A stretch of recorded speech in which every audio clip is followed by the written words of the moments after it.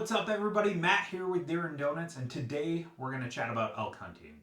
And specifically, some tips and tricks I picked up along the way this year as essentially a beginner elk hunter on what is my second archery elk hunt ever. So, if you're brand new to elk hunting, stick around, see if I can shave some time off your learning curve. And if you're someone that's a lot more advanced than me, stick around.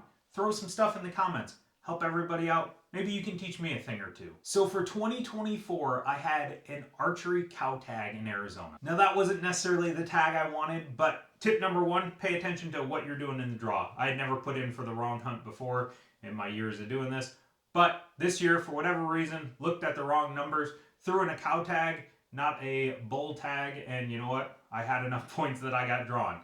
So we still went out, still got after it, and kind of learn some stuff along the way. Now, I will tell you right now, my hunt, unsuccessful, all right? We got into a bunch of elk pretty much every single day, even got a shot, good blood.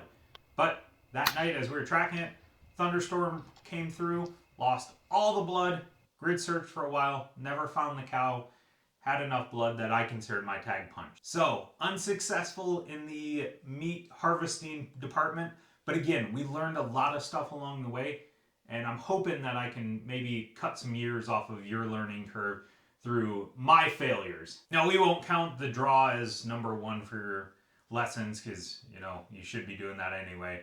I just messed up. The first thing that we really learned on this hunt was have a plan when it comes to calling, all right? You go out, you practice with your bugle tube, your cow calls, everything like that. You get really good with them and have an ability to get some elk talking back to you. But from there, you really got to have a plan of what you're going to do with those calls and the sequence that you're going to hit them in. So, just some examples. You rip a bugle, get a distant bugle back from a bull, all right? You can tell based on time of day, location, whatever it is, that is 100% a bull, not a hunter. As you're closing in, really think about how much distance you want to cover before you let your next bugle go, all right? We learned throughout the time that covering a lot more distance and really shaving off and getting in close before that next bugle really helps, all right? Because think about it, guys, same as you do for them, right? You bugle, you're trying to get information back. So when you bugle to them, all you're doing is giving them information. So the less you can call without needing to get new information, the better off you are. If you can close that distance a ton and then as you get close, get a little bit more information without giving them information that whole way in, you're going to be a lot better off. One of the other big things was picking up an actual plan on how you're going to do your calling. We learned pretty quickly that we're not bull hunting, all right? We got to figure out how to get the cows away from the bull, which is a little bit different than just bugle, bugle, bugle. Maybe we can get in a little bit closer, bugle, get a bull fired up. So you really got to think about how you're going to do your hunt and what your objectives are as far as a setup. So maybe switching to cow calling, maybe a lost calf, maybe just a cow and estrus, whatever the case may be. Figure out how that calling is going to play into what your setup is. So the biggest thing I recommend is don't just stop here at YouTube. Go all over YouTube. Figure out what calls work in different situations and really get knowledgeable, not just in how to call, but when to use individual calls and what your strategy is for your setup as a bull or a cow comes in. Now, speaking of setups, I think a thing that can immensely help your setup is a good hunting partner. Now, there are people all over the US that hunt elk solo. Studs. Can't even imagine trying to be successful and get it done, and then once you get an elk, try and get it out. So having a good hunting partner can probably cut some learning off for you. If you have someone that can call, that was a big thing we kept running into, is the elk would get in to my calls, and then they would just hang up at like 100 yards, okay? A little bit longer than I felt comfortable with a bow. My final shot was 72 yards, felt comfortable there. Getting out triple digits, probably not going to have enough energy on your arrow to really carry it out and get the penetration that you need. So getting them in that little bit extra is going to make a huge difference for you.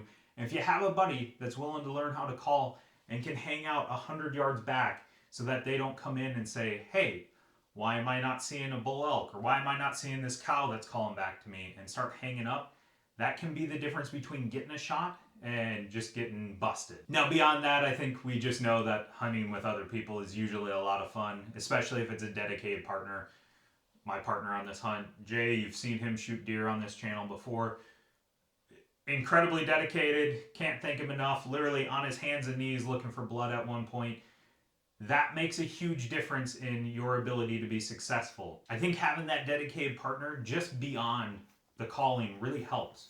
You have someone to bounce your ideas off of. There were a couple of times we had an elk calling. I had what I thought was a good plan, and Jay was like, that is incredibly dumb. And you know what? We looked at it. We looked at topographical maps, everything like that, and realized I was being incredibly dumb. But with that said, having somebody that was there to bounce things off of, keep me motivated, keep me dedicated to continually going out and putting on the miles to find these elk makes a ton of difference, at least to me. Now, number 3, probably not going to come as a massive surprise to you.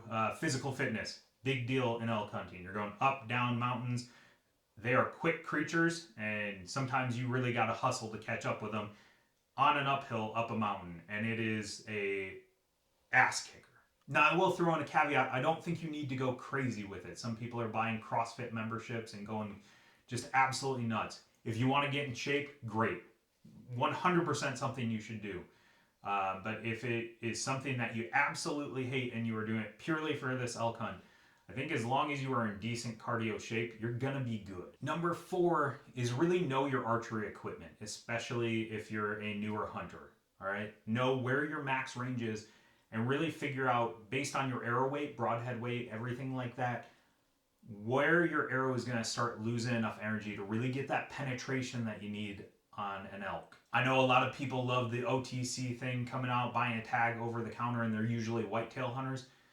These animals are a different beast. The penetration that you're going to get with a whitetail is not the same that you're going to get even with a cow elk. So really know your gear and how far you can shoot and get that penetration that you need. Beyond that, be comfortable taking some longer shots. If you're someone that only feels comfortable out to 35 yards, those shots can happen for you. They just are not as plentiful as something at a longer distance. Like I said, my shot was 72 yards, and that was about the closest we got to an elk all week. Got several into 100 yards, a couple into 80, and then that 72 happened, and broadside decided to take the shot. But where we were hunting was in pines, and they kept hanging up, and sometimes you just got to work with what you have. So being able to extend your range a little bit, as long as your equipment allows it, is only going to help you be more successful. Number 5 for me is that e-scouting can be your friend. All right?